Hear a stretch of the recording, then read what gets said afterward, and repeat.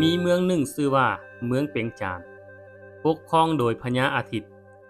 พระองค์ปรารถนาเอาบุตรหญิงชายผู้ประเสริฐลงมาเกิดนำจากนั้นพระอินทร์จึงได้ส่งท้าวสีทนและนางมโนราลงมาให้แต่เมื่อฮอดกลางทางถูกลมพายุพัดเขาทั้งสองจึงได้พัดพรากจากกันไปตกอยู่คนละแห่งหนท้าวสีทนนั่นได้มาเกิดนำพญาอาทิตย์ผู้ปกครองเมืองเปียงจานส่วนนางมโนราได้ไปเกิดนำพญาหลวงผู้ปกครองเมืองไกรลาดอยู่ภูเงินนางมโนราพระธิดาแห่งเมืองป่าหิมพานต์ความงามของนาง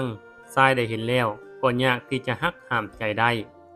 เป็นผู้หญิงที่ต้องสู้กับความแตกต่างทางชนชั้น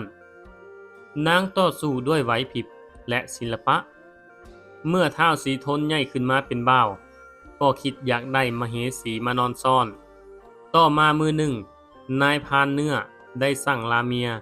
เพื่อไปเที่ยวป่าล่าเนื้ออยู่ป่าหิมพานต์แล้วก็พอดีได้ไปเห็นนางมโนราพร้อมด้วยนางกินนารีทั้งเจ็ดลงลิ่นน้ำอยู่หนองสะพังแห่งหนึ่งนายพรานก็คิดอยากได้จึงเฮ็ดบ่วงแล้วไปห่างไว้อยู่แคมป์หนองแห่งนั้นนางมโนราได้ไปถึกบ่วงของนายพรานจึงเอานางมโนรามาถวายแก่ท้าวสีทนท้าวสีทนจึงได้นางมาเป็นมเหสีและอยู่ร่วมกันมาอย่างมีความสุขหลังจากนั้นต่อมาบ้านเมืองได้เกิดมีสงครามลาวีเกิดเพศภัยแห่งแล้งท้าวสีทนจึงนำลีพลโยธาออกต่อสู้และแก้ไขปัญหาบ้านเมืองในเวลาที่ท้าวออกไปต่อสู้นั้นมีคืนหนึ่งที่พ่อของท้าวสีทนพญาอาทิตย์ฝันร้ายว่าไส้ของตนฟงออกไปทั่วเมืองเมื่อเอาหมอโหรมาทำนายเบิ่งหมอโหรได้ทำนายว่าอยู่เมืองเปียงจานจะเกิดเหตุร้ายเป็นฝันอันตรายใหญ่หลวงหลายและทูลให้เฮ็ดพิธีบูชายันด้วยสัตว์2ขาและสัตว์4ขารวมทั้งนางกินนารีและยังทูลว่าต้องนำนางมโนรามาบูชายันนำแต่พญาอาทิตย์บ่ยอมหมอโหรจึงกราบทูลถึงความจำเป็นอ้างเหตุผลต่างๆจนพญาอาทิตย์ยอมเมื่อนางมโนราฮู้ข่าวร้ายที่จะเข้ามาถึงตนก็ตกใจหลายก็เฝ้าทูลขอพระนางจันทาเทวีแม่ของท้าวสีทนให้ช่วยวอนขอห้ามพญาอาทิตย์แต่ก็บ่เป็นผลเมื่อใกล้ฮอดเวลาเฮ็ดพิธีนางมโนราได้คิดอุบายขอปีกหางและเครื่องประดับอ้างว่าจะเหตุการฟ้อนรำถวายเมื่อนางจันทาเทวีเบิ่งจนเพลิดเพลินในขณะนั้นก็มีคนเข้ามาจับตัวนางก็ได้บินหนีออกไปด้วยความย่านกลัวจนบินไปฮอดป่าหิมพานต์ก็แวะไปหากัสสปะฤาษีแล้วสั่งความไว้ว่าถ้าท้าวสีทนตามมาฮอดป่านี้ให้ห้ามสีทนเอาไว้เพราะหนทางทางหน้าทุรกันดารหลายและเต็มไปด้วยภัยอันตรายและนางมโนราได้ปะเครื่องนุ่งห่มไว้ให้ท้าวสีทนจากนั้นนางมโนรานึกได้ว่าท้าวสีทนคงจะบ่ฟังคำห้ามของพระฤาษีและต้องออกตามหาตนแน่นอนนางจึงบอกทางกับพระฤาษีให้สีทนว่าทางไปเมืองไกรลาดนั้นเต็มไปด้วยภัยอันตรายต่างๆพร้อมวิธีแก้ไขด้วยละเอียดว่าเมื่อพ้นทางที่มนุษย์จะไปได้แล้วจะไปฮอดป่าที่หมากไม้เป็นผิดให้ท้าวสีทนจับลูกลิงไปนำพร้อมเพื่อจะเลือกกินหมากไม้ที่บ่เป็นผิดจากนั้นจะไปฮอดป่าห้วยทึบหนาให้ท้าวสีทนใส่ผ้าตุ้มกายและนอนให้นกฮัสดีลิงมาคาบข้ามป่าไปเมื่อข้ามไปได้แล้วให้เฮ็ดเสียงดังให้นกตกใจบินหนีและเดินทางต่อไปจะพบสร้างสารต่อสู้กันขวางทางอยู่ให้สีทนใส่ผงยาทาให้ทั่วกายแล้วท่องมนต์ย่างลอดระหว่างขาสร้างไปจากนั้นจะฮอดภูเขา2ลูกยอดภูเขากระทบกันให้สีทนใส่มนต์แล้วภูเขาจะแยกออกเป็นทางให้แล้วให้เฝ้าไปเมื่อเดินทางไปต่อจะผ่านป่าหญ้าคาภูเงินภูคำป่าหญ้าป่าไม้ไผ่และจะฮอดป่าดงตึบหนา ที่มีสระน้ำเต็มไปด้วยงูผิดแถมสระน้ำนั่นจะเต็มไปด้วยภูยากที่จะผ่านไปได้แต่ถ้าสีทนผ่านไปได้ก็จะฮอดดงดอนใหญ่อยู่บ่อนนั่นจะมีหยักษ์สูงใหญ่ให้สีทนใส่พงยาทาลูกธนูยิงให้ถึกอึกของหยักษ์เมื่อหยักษ์ล้มลงให้เดินทางไปทางหัวหยักษ์ล้มลงก็จะพบแม่น้ำที่มีงูเหลือมนอนคือกับหัวข้ามแม่น้ำอยู่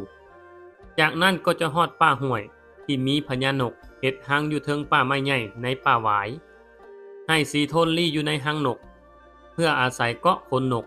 พามาจนฮอดเมืองไกลาดเมื่อนางมโนราสร้างความถูกสิ่งอย่างแล้วนางมโนราก็จดมนต์ใส่ใบไม้ฝากไว้พร้อมกับห่อยาแล้วนางก็ลาพระฤาษีบินกลับเมืองไกลาดฝ่ายท้าวสีทนเมื่อมีไซแก้ขาดเสกแล้ว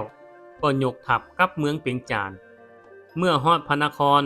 ก็ฮู้เรื่องราวจากนางจันทาเทวีว่านางมโนราจะถูกจับบูชายันจึงบินหนีไปท้าวสีทนก็ให้นายพรานนำทางไปตามหานางมโนราจนไปฮอดอาสมของฤาษีเมื่อฮอดอาสมแล้วก็ให้นายพรานกลับเมืองนครส่วนสีทนเองได้เข้าไปถามถึงนางมโนราพระฤาษีก็นำผ้าคาถาและยาผงที่นางมโนราฝากไว้และพร้อมบอกความห้ามไว้บ่ให้ตามไปแต่สีทนยืนยันที่จะออกตามไปฤาษีจึงบอกอุบาย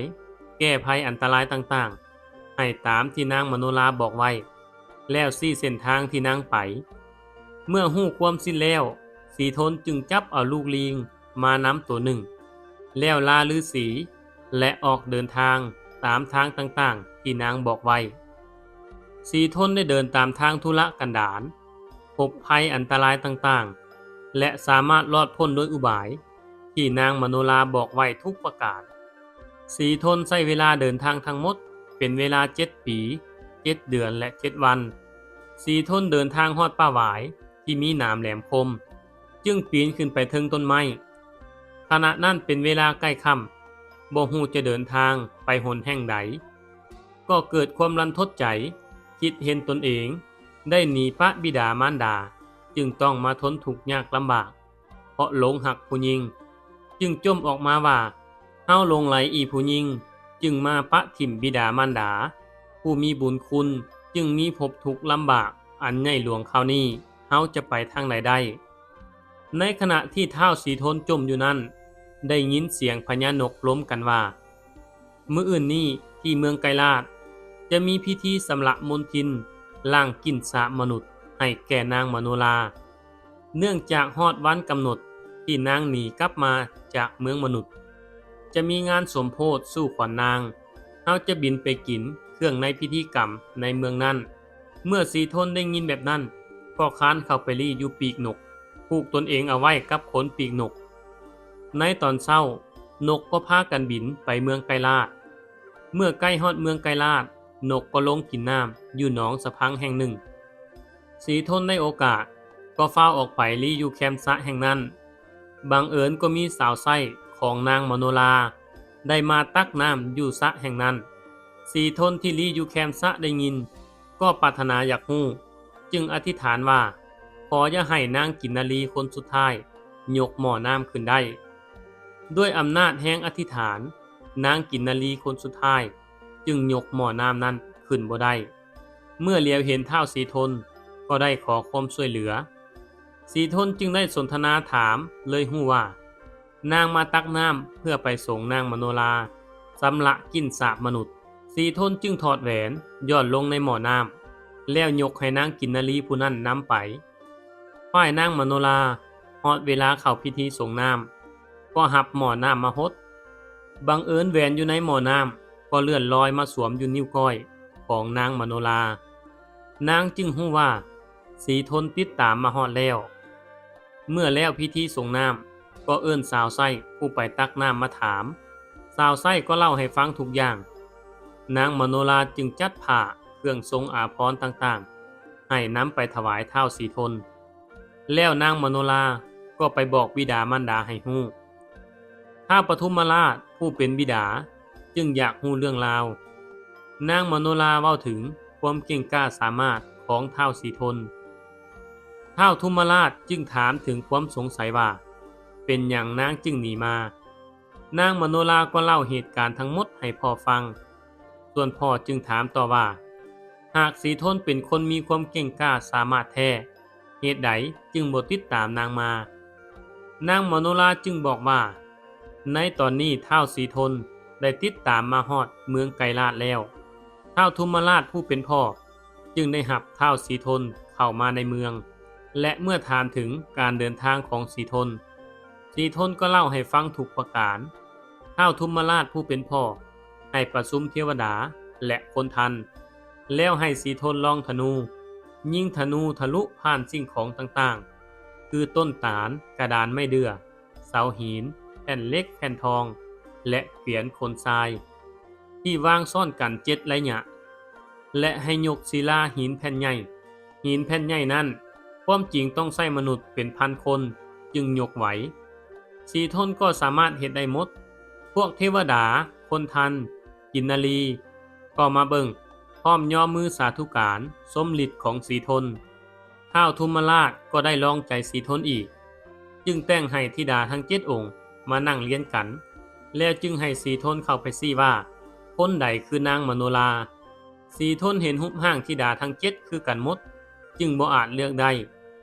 ด้วยอำนาจความซื่อสัตย์ของสีทนจึงฮ้อนไปฮอดพระอินทร์จึงแปลงกายมาเป็นแมงวันมาจับที่ผมของนางมโนราสีทนจึงซี้ถึกว่านี่คือมโนราท้าวทุมราชจึงจัดงานอภิเษกให้อยู่มามื้อหนึ่งสีทนก็มีความคิดฮอดบิดามารดาจึงอยากกลับไปเมืองเปียงจานนางมโนราจึงติดตามไปนำจึงได้พากันไปกราบทูลบิดามารดาให้ฮู้ท้าวทุมราชผู้เป็นพ่อก็อยากไปเมืองมนุษย์นำท้าวทุมราชจึงจัดเตรียมไพร่พลบริวารแล้วก็เหาะไปเมืองเปียงจานส่วนพญาอาทิตย์เจ้าเมืองเปียงจานเห็นไพร่พลบริวารจำนวนหลายก็คิดว่าข้าศึกมาอ้อมเมืองจึงตกพระทัยบ่ฮู้จะเฮ็ดแนวใดสีทนก็ย่านพ่อของตนเข้าใจผิดจึงเฝ้าพาไพร่พลเข้าไปกราบทูลทั้งหมดและพานางมโนรากลับมาและหลังจากนั้นท้าวปทุมราชก็ลากลับไปเมืองไกรลาดพญาอาทิตย์ก็ได้มอบทรัพย์สมบัติให้แก่ท้าวสีทนทั้งหมดส่วนพญาอาทิตย์ก็ลาออกบวชเป็นดาบสสีทนก็ครองราชสมบัติเป็นสุขสืบมาเมื่อสิ้นพระชนม์แล้วก็ขึ้นไปบังเกิดที่สวรรค์สันดุสิตเทวโลกนี่ก็คือเรื่องเล่าในวรรณคดีของลาวอีกเรื่องหนึ่งซึ่งมีความแตกต่างกันในบางจุดแต่เนื้อหายังคงไว้คือเก่า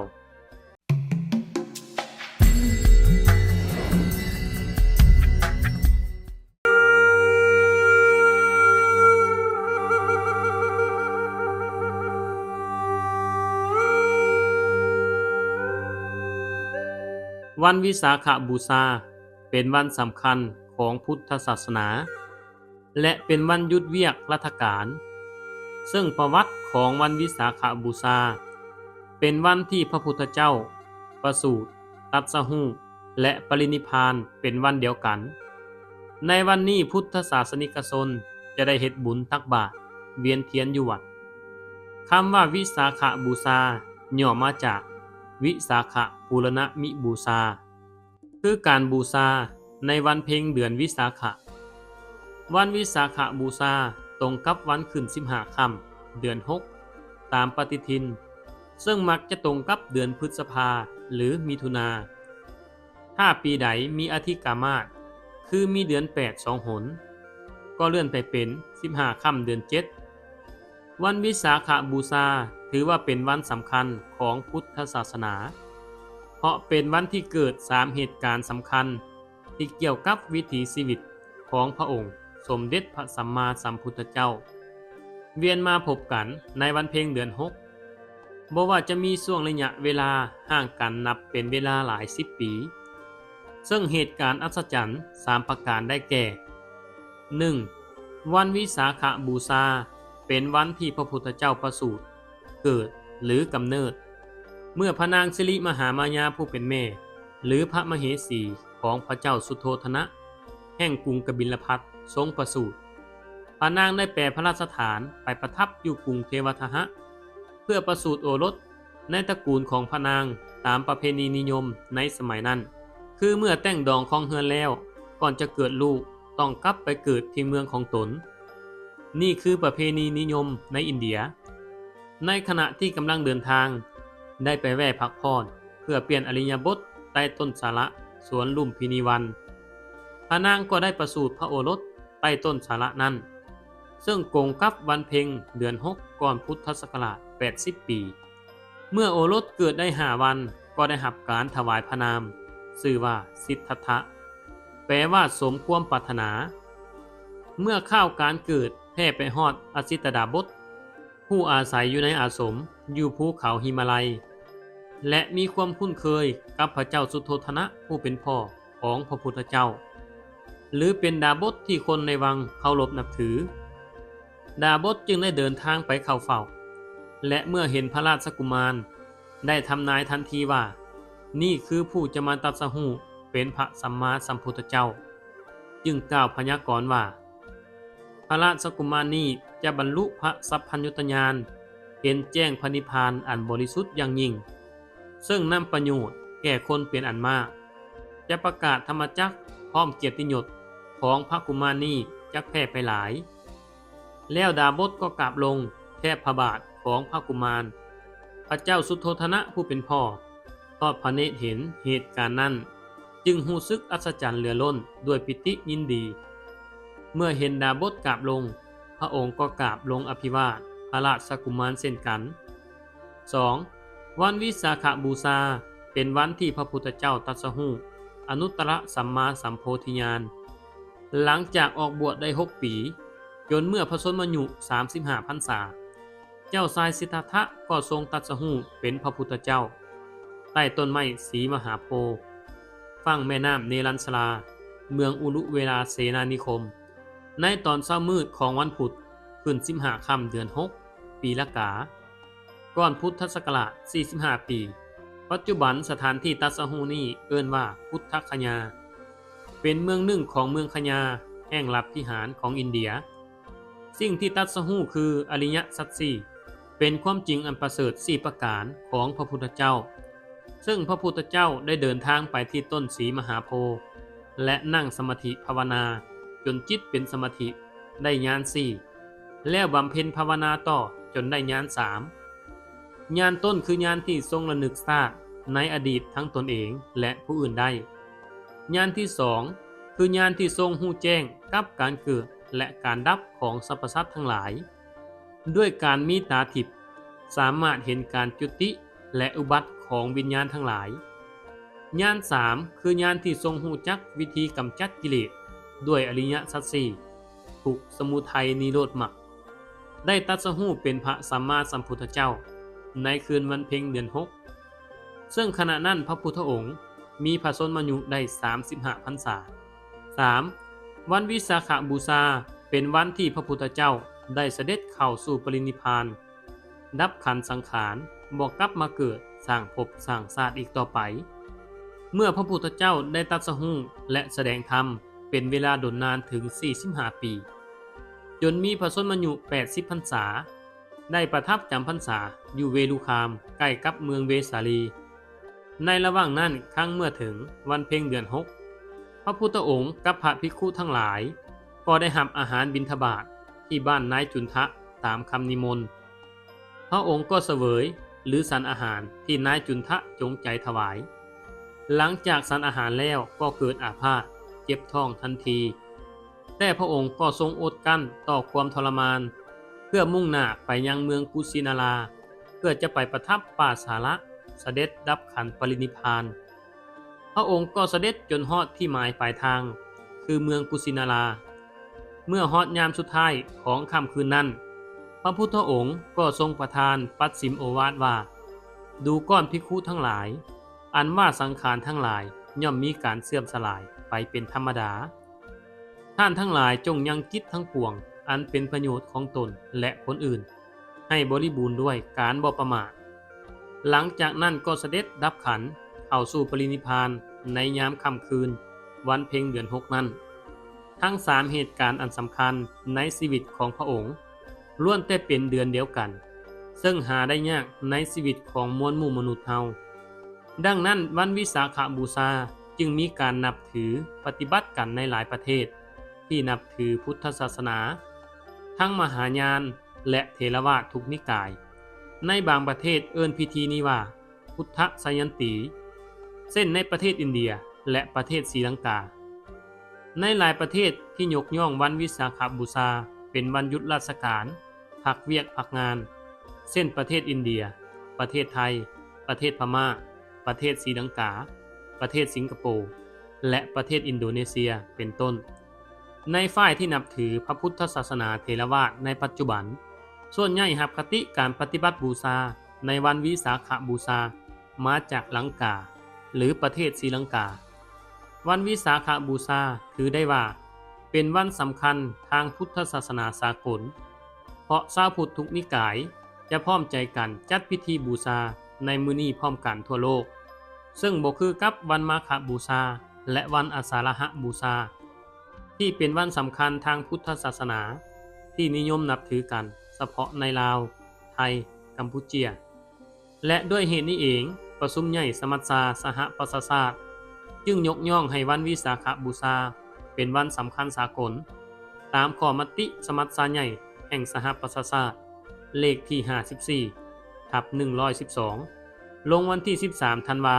คมพ.ศ. 2542เพื่อแสดงความเคารพความรู้บุญคุณ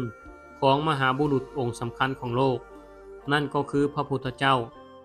ผู้มีเมตตาหาที่เปรียบบ่ได้